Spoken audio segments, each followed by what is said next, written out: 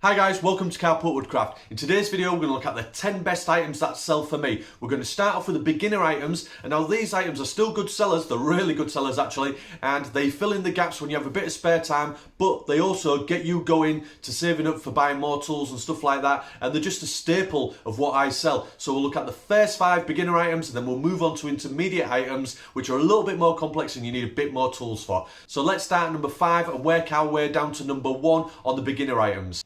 At number 5 then, for me, is desks. Now these aren't overly complicated. When I say desks, and these are definitely beginner desks, so it's just basically a flat board, say a piece of MDF or some birch plywood or even some scaffolding boards, just pocket all together with some hairpin legs on. You don't have to do any drawers or anything like that, and these are a great item at the moment. Because of the pandemic and everybody's wanting to work from home, then these desks are just really selling so well. So if you can get onto some old scaffolding boards, make sure they're dried out, and some hairpin legs, get onto eBay or find a hairpin leg supplier, put them on it, put some wax on it. That's one of my best finishes for these. Quick, easy, simple, and they're a great seller. So that's my number 5 most popular item at the moment. Coming in at number 4 then is an even easier project, shelving. Now I've got one up here what I use just to dump loads of accessories on in my workshop. I'll quickly show you that. So there's one that I've got in my workshop. You can see it's just a piece of scaffolding board with some industrial style brackets on. Again, you can find loads of supplies of these on the internet. All you have to do is cut them down to the dimensions the client wants, or you can just sell them as set dimensions, say on a website like eBay or Etsy. All you have to do is rub them down to 80 grit, put some wax on and get some industrial brackets. There's loads of supplies out there online, you can find them all over the place. They're a really good little money earner and they keep you going in the times when everything's quiet. So get yourselves on there on Etsy or eBay, see how much they're going for and sell them for a similar sort of price. Coming in at number 3 is the mirrors that I make. Now again, these are pretty simple to make, a little bit more time consuming, you have to be a little bit more accurate. But again, I use scaffolding boards or PSC, plain square edge timber, and I just cut them down to the dimensions that the client wants, and then I take it to the mirror shop where I buy all my glass and mirrors and things like that from, and they fit the mirror for me. And then it's so simple. Sand down with 80 grit, wax. I use pocket holes in the top to attach the boards together, and in the bottom put 4 in each one so it's nice and strong with glue, and then sand down to 80 grit, put a groove in the back of the board, and then take it to the glass shop. They insert the glass into there, pin it in for you, put the safety backing on, and away you go.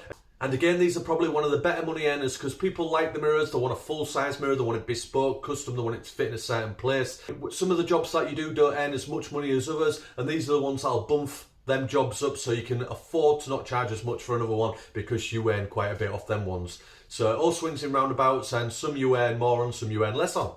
And coming in at number 2 is a really nice simple one which I like. It's the Radiator Shelves. And this is just a really good alternative to the old-fashioned radiator cover. You've just got a nice simple shelf with some hairpin legs, really simple. Get your client to send you the dimensions of the radiator. Add 150mm on either side. I always do mine 150 deep as well, and that should fit any size radiator. I offer a fitting service as well, so I deliver it anywhere in the region where I live and I install it, so it just takes all the hassle out of it for the client.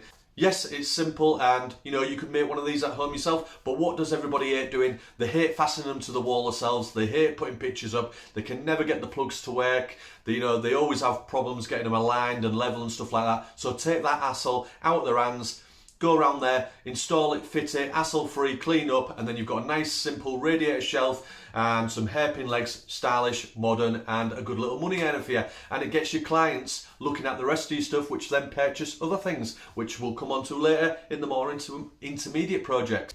And coming in at number 1 on the beginner projects is my famous made in Hull coat hooks. Now these are a great little money earner because they're just so simple to do, and everybody wants a solid coat hook because there's no worse than going to one of these DIY stores or whatever. Yeah, you can pick them up for like 10 or 12 quid, up to 20 quid or whatever, but you hang more than 2 coats on, snap, away they go. So find yourself a good quality metalsmith in your area, get him to make you some good quality coat hooks, put them on a nice piece of solid spruce or pine, and put some decent sized screws into them brackets and supply them with some decent screws as well to put it onto the wall so everything's nice and strong. Again, really simple to make, a piece of PSE or a piece of spruce, sand it down to 80 grit, make it look nice and rustic, wax it. Well, you can do anything, you can paint them, but I prefer just doing the wax ones.